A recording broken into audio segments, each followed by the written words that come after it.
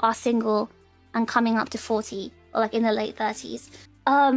For the older women, the 40+ women that I know who are single, the reason they're single is because, well, they were really nice women, and they just trusted the wrong person.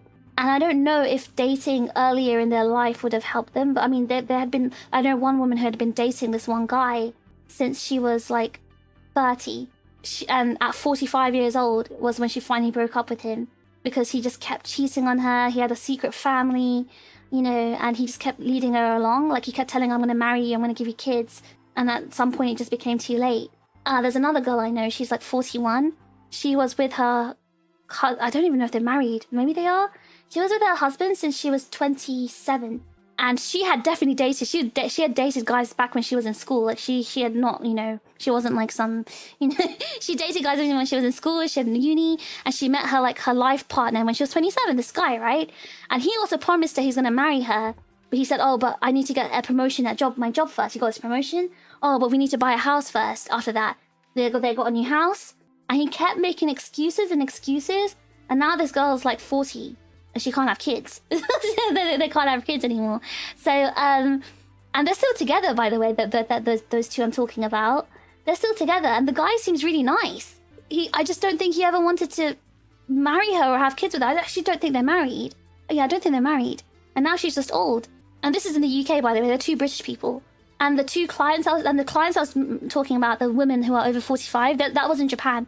Those were Japanese women. And one of them was a Taiwanese woman.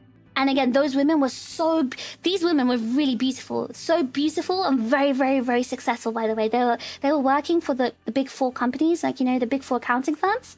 And they're very, very successful women working for the big four accounting firms, and very intelligent, very beautiful, very kind, very graceful, really, really lovely women. And they had just been treated badly by their partners and had their time wasted until they turned over 40. And then, you know, after that, it was just too late for them.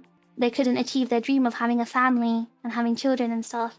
It was really sad. It was really, really sad. But the fact that I met more than one woman like that showed me that it's not always, you know, the woman's fault. Like, it's not like because they didn't date when they were a kid that this happened to them. Sometimes they're just too trusting and too nice, and, you know, and it's a common case, and it happens to them even when they're kids, because they were just basically raised in a certain way.